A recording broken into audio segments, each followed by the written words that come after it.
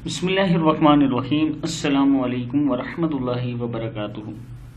आज मैं अपने दोस्तों को कुछ ऐसे अमल बताऊंगा कि उसका आपको बेशुमार अजर सवाब होगा।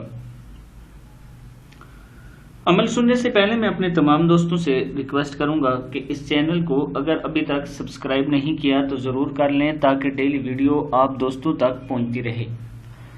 तो आज का लेसन जो है हम स्टार्ट करते हैं बिस्मिल्लाहिर्रहमानिर्रहीम।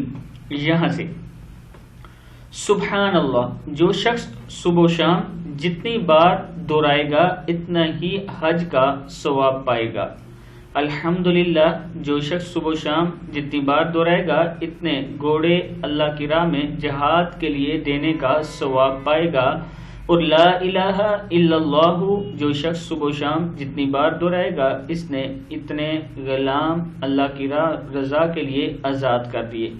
अल्लाहु अकबर, जो शख्स सुबह शाम जितनी बार दोहराएगा इसने अल्लाह की राह में इतने ऊँट कुर्बान किए।